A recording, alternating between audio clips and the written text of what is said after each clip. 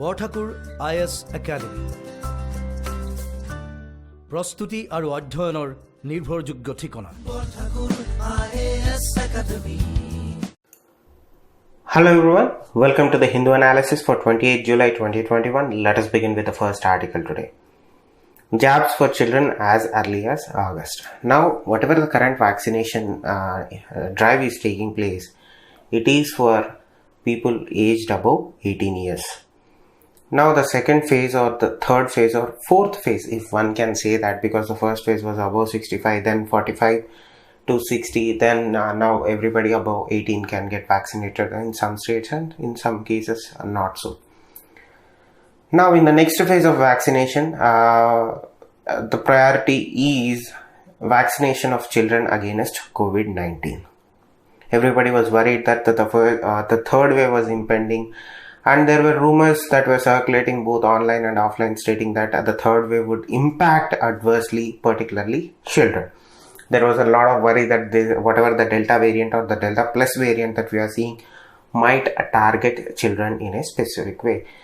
And one of the things that we understand from COVID-19 that I have been repeating consistently is that one of the best ways to protect ourselves against COVID-19 is through vaccination. That is why I have suggested you to take vaccines if you have the availability and the option, and I would suggest you encourage other people in your family and in your surrounding areas to get vaccinated for the same, until unless they are not advised to get vaccinated. So now, when we talk about children, one of the things that comes to that discussion or that particular arena is the fact that all the vaccines that are being administered in India are administered under the emergency use authorization, meaning they didn't get the full clearance from our regulators.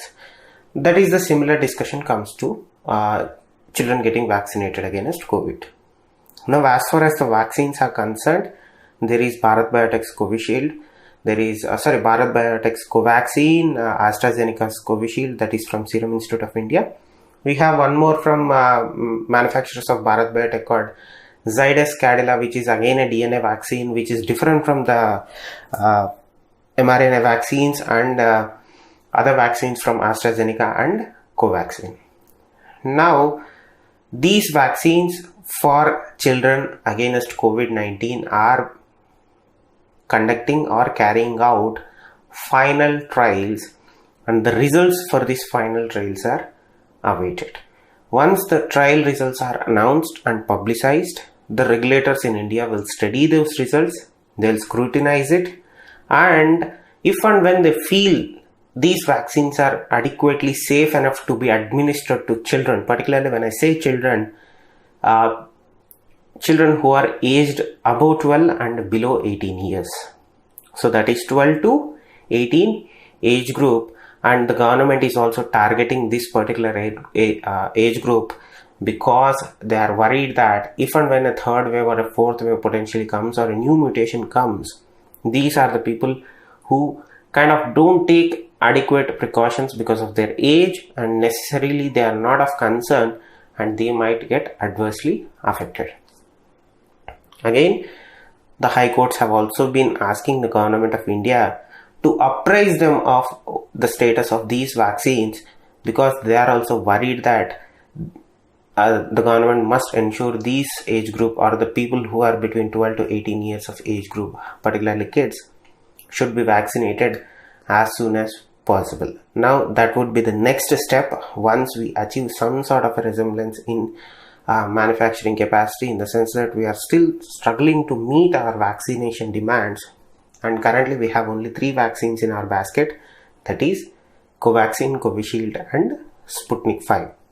As far as the other US manufactured vaccines, there are a lot of discussion that surrounds them, and we don't see any possible end in negotiations between those manufacturers and Indian government, because there are a lot of differences in what they are asking from our government and what our government is asking of them.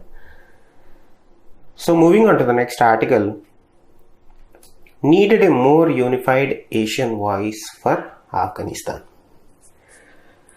So, let us discuss Afghanistan for a little bit with India in context. So when we say Afghanistan, particularly US comes into mind. Now with the United States out of the picture, Central Asian countries are emerging as key players in Afghanistan. Afghanistan discussion is dominated by three countries. Troika is nothing but a sled that is drawn by three horses. It's a Russian term. It's a Russian thing. I just wanted you to know so that you don't get confused. Troika is nothing but a sled or a cart drawn by three horses. It is from a Russian culture. It is a Russian term, so don't worry about it. It doesn't mean anything. So symbolically, the author is saying Afghanistan is being drawn by three horses. One is United States, the second is Russia, the third is China.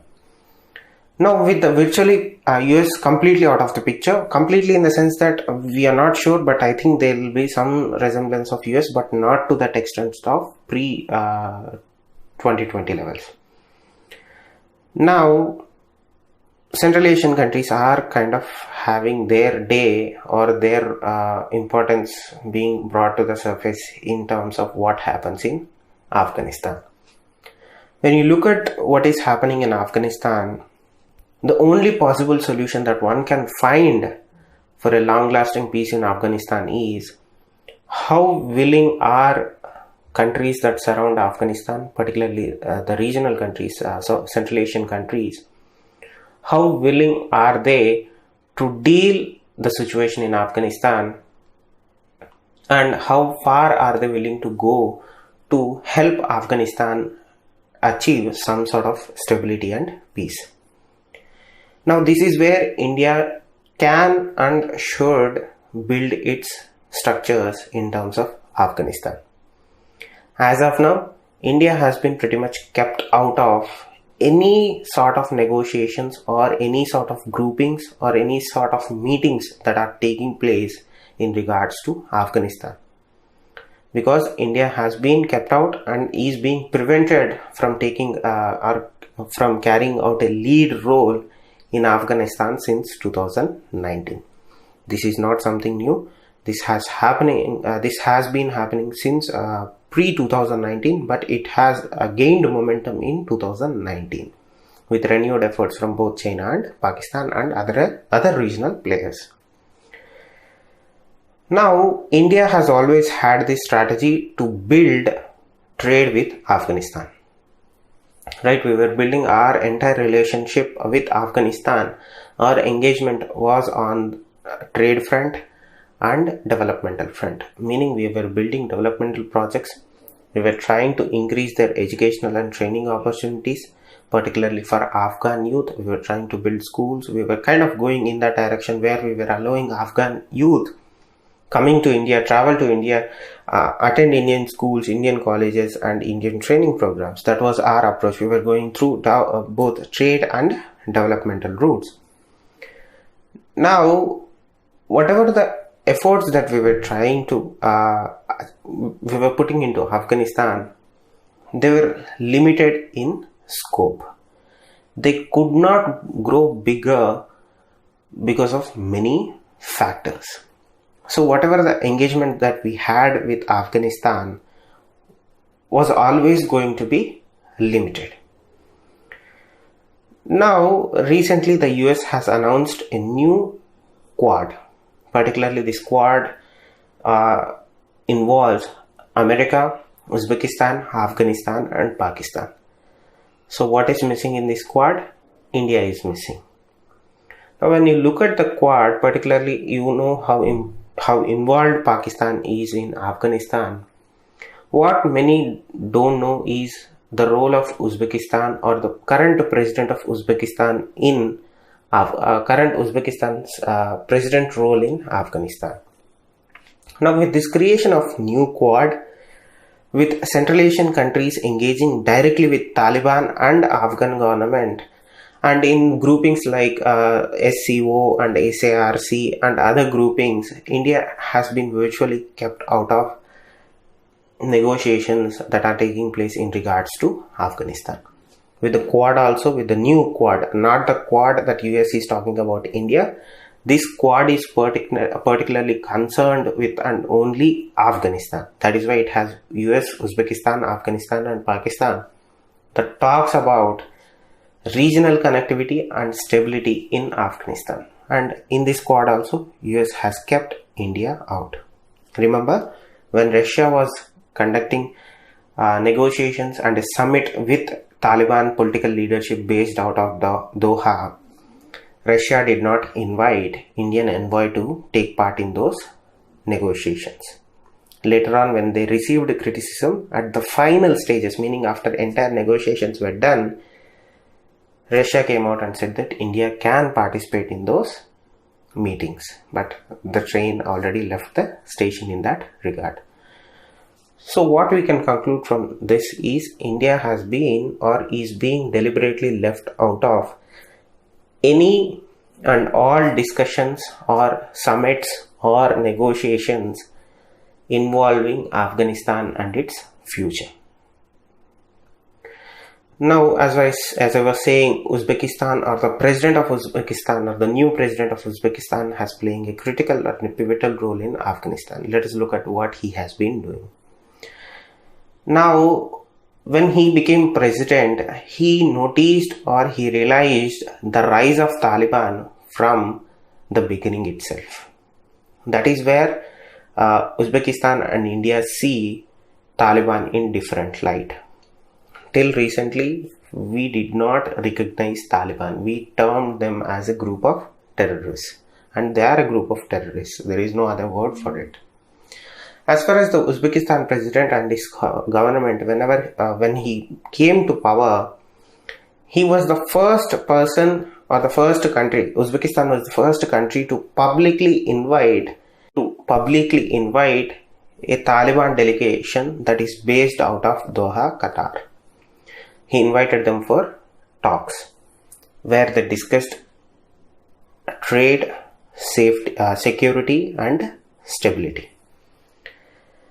Now, with engaging with Taliban on one front, simultaneously Uzbekistan and its president has also been engaging with the Afghan government, that is Ashraf Ghani government, on both trade and connectivity issues. With the Taliban, they were engaging with securing the trade route, meaning whatever the trucks they were sending or the convoy of trucks that were emanating out of Uzbekistan, Taliban would not attack those convoys. That was the thing that they were negotiating.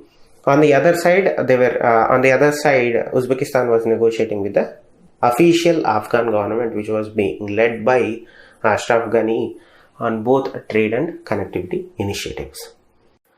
Uzbekistan president has this grand idea of reviving the ancient northern trade route that is known as Uttarapatha, which connects the Indo-Ganges plain with the southern territories of the Eurasian continent. This was a historical route that fell into disuse and it lost its relevance in the history. But it is a prominent route that linked Indo-Ganges plain with southern territories of Eurasia. Now, this route passed through the historical cities of Takshashila, Gandhara and Termes. This was the route that the Uzbek president wanted to revive in order to promote trade not only in Afghanistan but also in countries surrounding Afghanistan, Central Asian countries. When he was talking about these routes, his entire discussion or his entire idea predicated on the fact that these routes would depend on sea route access from Pakistan's Chabahar port. Gwadar port. Not once in his entire presentation or discussion did he raise or mention the Chabahar route that India is developing with the Iranians. His revival of this ancient northern trade route was dependent on it gaining access to sea through Pakistani ports and not the Iranian ports. Now, he even went to the extent of signing a memorandum of understanding on transit trade, that is the Uzbekistan-Pakistan memorandum of understanding on transit trade, that gives Uzbekistan access to Pakistani seaports of Gwadar and Karachi rather than any other Iranian port, particularly the one that Iran is developing with India. Even the Chabahar port itself is fraught with own difficulties because Iranians and the engagement between Iran and India is not a stable one. There are ups and downs in the relationship there also. But nonetheless, Uzbekistan going out of their way to engage with Pakistan in order to revive this ancient northern trade route poses a challenge for India to gain access into Afghanistan. So what are the problems with India gaining access to Afghanistan? Now, if India wants to participate in trade with Afghanistan, let us look at what are the routes are. One, it has to go through Pakistan, and that route is closed because we don't engage with Pakistan.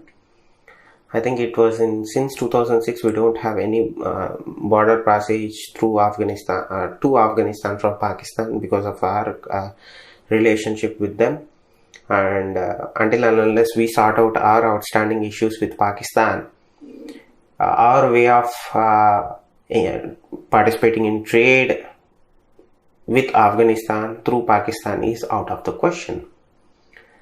And through sea, it is through, again, we cannot have access to Pakistani ports, either at the Karachi or Gwadar. If you want to go through Chabahar port, again, the price and the cost issues are huge because there are a lot of outstanding issues that are needed to be solved. And primary among those outstanding issues is sanctions imposed by America on Iran. The moment we send anything through Chabahar port, American sanctions kicks in, their prices skyrocket, meaning that trade becomes impossible to conduct. The second is through other Central Asian countries that surround Afghanistan. Again, those are out of question because all the Central Asian countries, whether it may be Uzbekistan, Tajikistan, Kyrgyzstan or whatever it is, they are part of Belt and Road initiatives, and they are far more willing to engage with China than with that of Indian proposals. Now let us look at this stance. Stans are nothing but a group of countries that are Central Asian, that is the Tajikistan, Uzbekistan, Kazakhstan and other countries. Internationally, these grouping of countries are called as stans. They are referred to as stans. These countries are landlocked. They are primarily dependent on having sea access through Pakistan, and all these countries are currently participants of China's BRI, Belt and Road Initiative, right? When these countries realized how important it is for them to have access to Indian Ocean through Afghanistan, they started engaging with Taliban, Pakistan and China. See, let me give you these countries, the reasons that they are engaging is they are landlocked countries, and their only access to sea or the closest access to sea is through Afghanistan. And in the present situation, if they want to access sea from Afghanistan or ocean from Afghanistan, they have to engage with Taliban and they have no other option. Because any transit through Afghanistan depends on safe passage being provided by Taliban. Again, we know Taliban is backed by Pakistan because Taliban's mentors are in ISI headquarters, Pakistan. The third point is each of the stans or the stans countries are now part of China's BRI. The reason that they became China's part of China's BRI is that they are trying to improve their connectivity, and they think that by joining the Belt and Road Initiative, China will bring in investments into their country And with the Chinese involvement and Chinese interests at stake, China will essentially control Pakistan and prevent any negative thing or bad thing happening in these countries. Because at the end of the day, Pakistan is also a slave to China, because at the end of the day, Pakistan is in the hands of the Chinese. So these countries are worried that Pakistan will use its control over Taliban and make some trouble in their territory. So they went and joined China's BRI so that they have one promise of investments and some control over Pakistani actions in their territory. That was the third reason that they went and joined China's. See, at the end of the day, they are securing their own interests.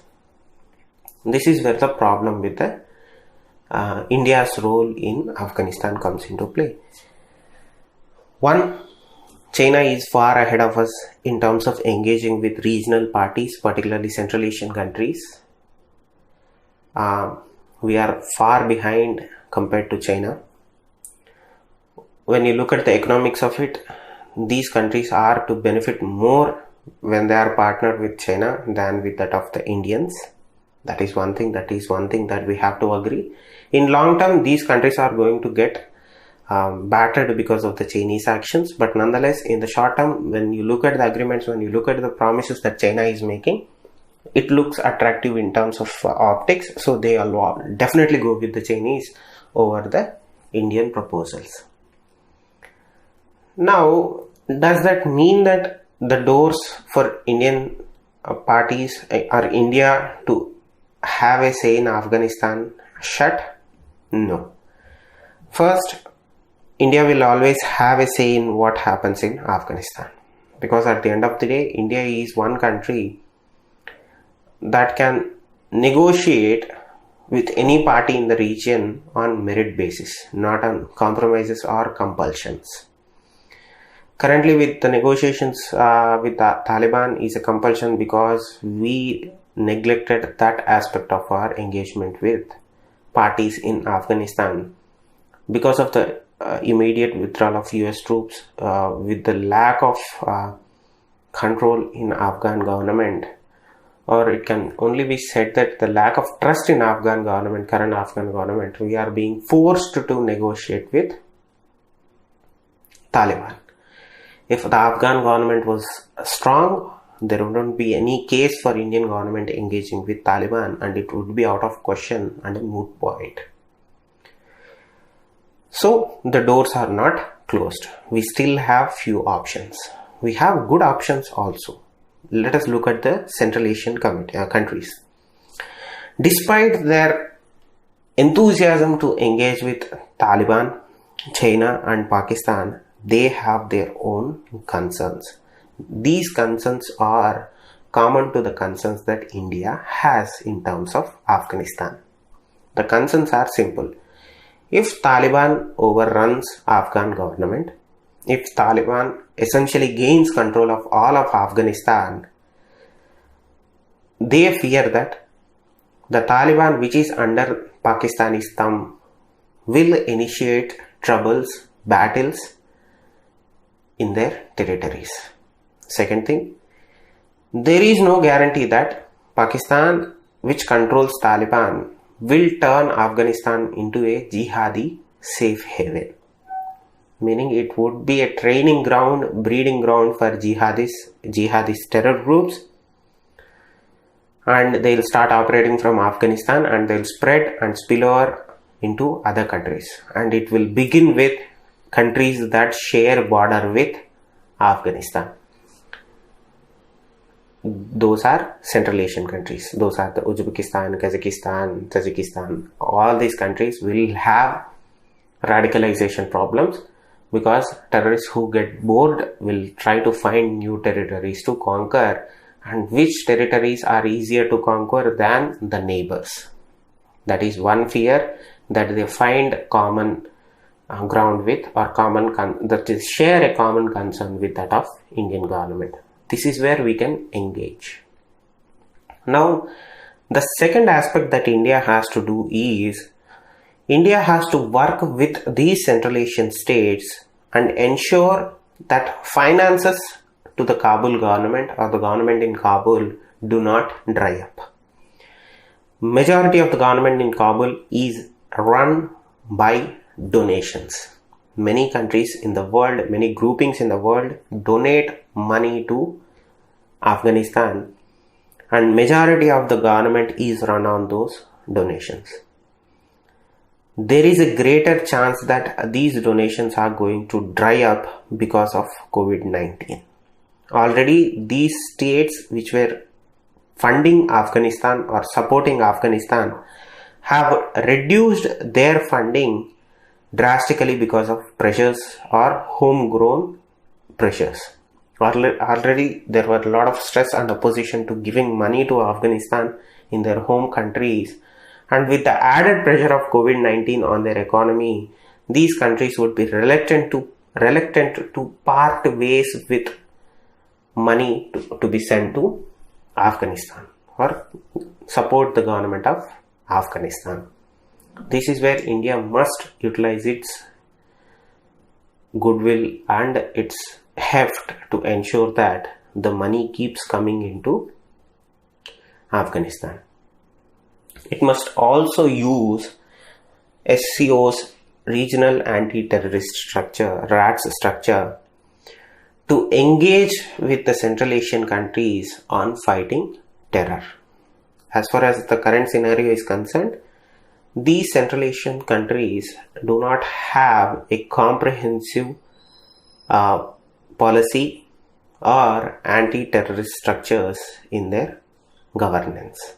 We need to use the regional anti-terrorist structure to be incorporated into their policy, and they emerge as an efficient counter-terror countries, meaning they kind of contribute in carrying out anti-terror operations across this region. That will certainly help their own countries in preventing terror attacks, but it will also help India in forming a comprehensive grouping or a counter-terror group to hedge any offensive launched by Taliban in future under the guidance of Pakistan. India has been pretty consistent in saying that we are not going to send soldiers, that is Indian boots, to the grounds in Afghanistan. It's out of question. Our history, I think I support that view. India should not send its troops into Afghanistan. If you look at the history of Afghanistan, it's not simply to say that it has been graveyard of this thing. First, Indian troops are not adequately equipped to deal with the challenges in Afghanistan. India does not have the financial heft to bear the cost of any war or true presence in Afghanistan, given our own circumstances and our own challenges. And at this juncture, with the hot border situation with both Pakistan and China, particularly the concern being China in Ladakh areas, India cannot afford to divvy up its resources to be sent to Afghanistan. That is my personal opinion. You may agree or disagree with it. Even the Americans, who are far more better equipped, I'm not saying trained, equipped and financed. This is where Indian troops lack their equipment and their finances. Even the Americans, who are far better equipped than our own soldiers, far better financed than our military, found it difficult to defeat these regional groups, terror groups, right? It's not that America did not defeat Taliban. They defeated Taliban, but the cost Taliban imposed on the Americans was huge, the human and the psyche one.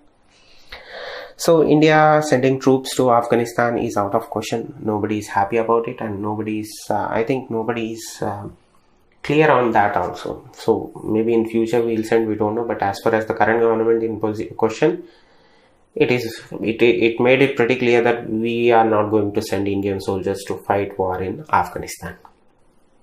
With that out of the equation, one place where Indian government can support Afghan National Security Forces or Afghan National Defense and Security Forces is by supplying them with weapons, particularly air power.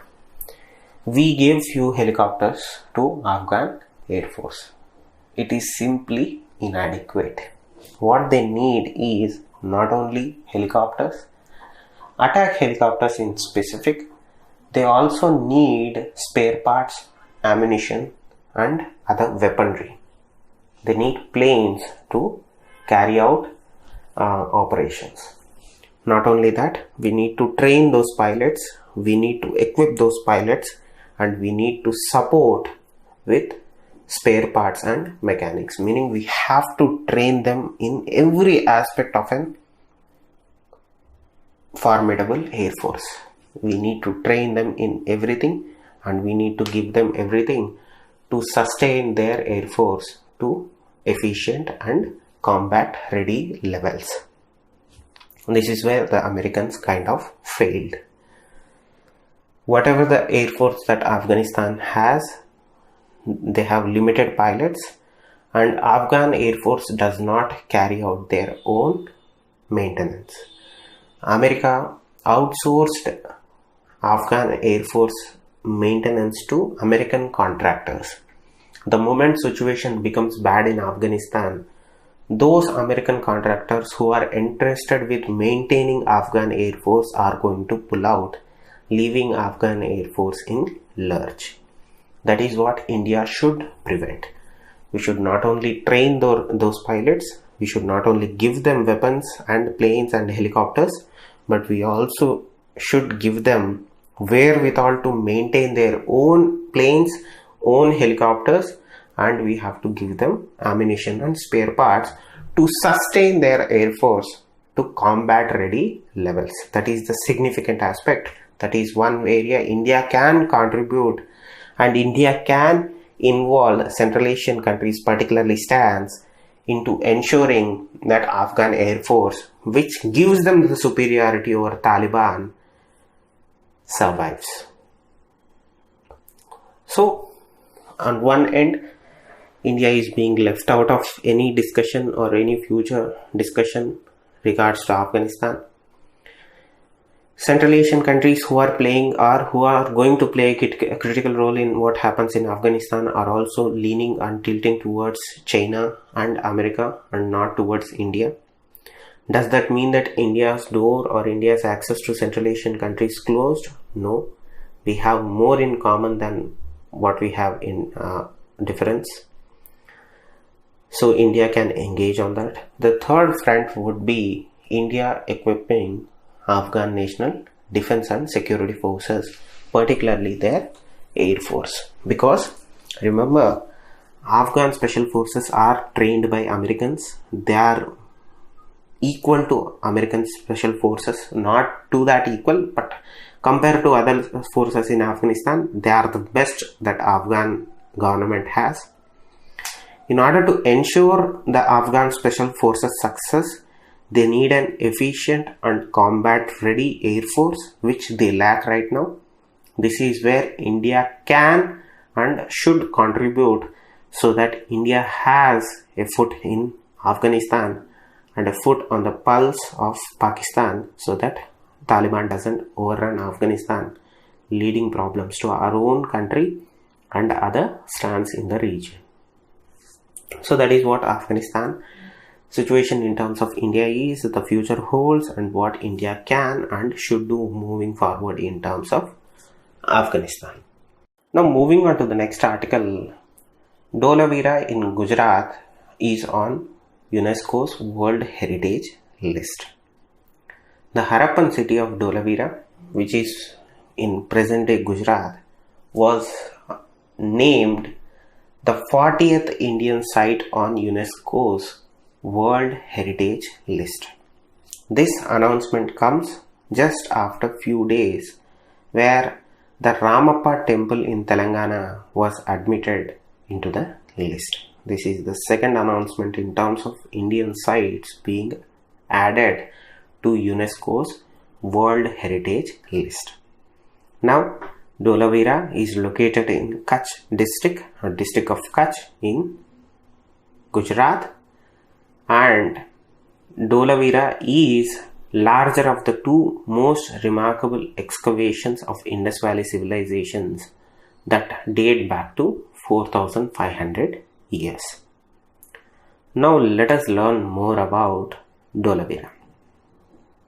Now the Indus Valley civilization Acropolis, meaning the capital or the major city, is located on a hillock near present-day Dholavira village. That is why we get the name Dholavira in the Kutch district of Gujarat. It was discovered in 1968 by archaeologist Jagathpati Joshi. He was the one who discovered the site. Later on, excavations were carried out between 1990 and 2005 under the supervision of archaeologist Ravindra Singh Bisht, who is the predominant and prominent and foremost expert on Dholavira and its significance. He was the one who uncovered the ancient city that was discovered in back 1968 by archaeologist Jagathpati Joshi. Now, Dholavira was known as a commercial and manufacturing hub for 1500 years before its eventual decline and ruin in 1500 BC. This was the epicenter of trade, commerce and manufacturing in before 1500 BC. In 1500 BC, it began to decline and eventual ruin by 1500 BC. Its significance in terms of IVC or Indus Valley civilization is that after Mohenjo-daro, Ganiarwala and Harappa in Pakistan and Rakhigarh in Haryana of India, Dholavira is the fifth largest metropolis of Indus Valley civilization. The site is significant as it has a fortified citadel, meaning the highest structure or the significant structure in Dholavira is surrounded by a protective wall.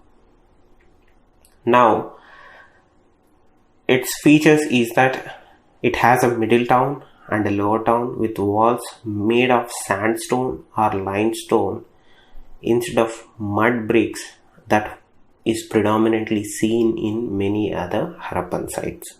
In many other Harappan sites like Mohenjo-daro, Harappa and Rakhigarh, we see walls that are made from mud bricks, but in Dholavira these walls are made of sandstone or limestone instead of mud bricks, and that is why it is different compared to other other IVC sites.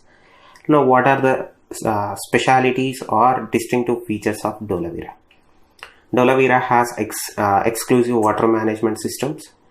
It is the only site that is divided into three parts. As I said earlier, it has upper citadel, middle part and downtown. In other IVC areas like Mohenjo-daro, there are only the upper town and the lower town, meaning it is only divided into two zones or sectors. But in Dholavira, the city or the entire city is divided into three parts: the upper, middle and lower. The third distinctive feature is that they have giant water reservoirs. They are known for their water management because these reservoirs are well connected and well fed. Now they have unique water harnessing system. They had dams to manage those water systems. They had embankments. They had a stadium, and the most distinctive feature of Dholavira is the rock cut architecture. Right? These are the important features and distinctive features of Dholavira when you compare it with other IVC structures. As far as other things in regards to Dholavira, archaeologist Bisht cites a cascading series of water reservoirs, outer fortification, two multi-purpose grounds that were used for events and festivals, one of which was used for festivals and as a marketplace. It had 9 gates with unique designs, and it had a funerary architecture that features tumults. It has hemispherical structures like Buddhist stupas These are some of the unique features of Dholavira. Now again, this is the second site in recent time that has been added to the Unesco's World Heritage List. Thank you. Stay safe. Namaste. Borthakur IAS Academy. প্রস্তুতি আৰু অধ্যয়নৰ নিৰ্ভৰযোগ্য ঠিকনা। Borthakur IAS Academy.